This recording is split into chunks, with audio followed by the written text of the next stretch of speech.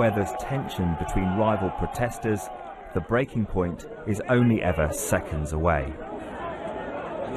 These scenes may look familiar, but they are part of a second round of turmoil, although the cause of the dispute remains the same as the day it began, whether Ukraine should look to Russia or the West. And so this is about more than one country's internal struggle.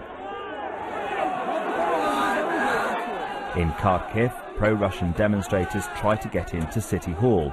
In other areas, armed groups have already seized government buildings, calling to join Russia.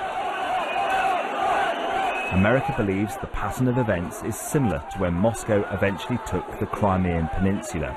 In fact, the West says Russia is driving the unrest, a claim the Kremlin denies, blaming Kiev, which wants close ties with Europe. So, as another serious rift opens up on the streets, the divide between Russia and the West is deepening too.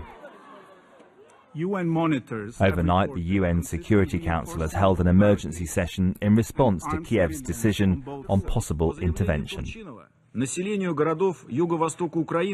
The population in the southeast of Ukraine has been told to stop protests by the 14th of April or face threats of armed force. But the protesters' interests have not been considered. But Ukraine says the rights of many more people are being ignored. Мы не можем смотреть спокойно на то, что несколько сотен. We cannot look calmly at the fact that several hundreds of separatists are holding thousands of people living in towns in fear. But where Kiev took no action over the loss of Crimea, it is now talking of a large-scale military operation following the latest uprising in the east. It says it doesn't want to see any more of the country controlled by President Putin.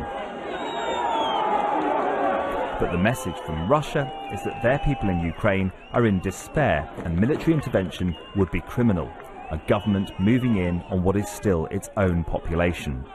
Any action taken could easily backfire. Clemison, BBC News.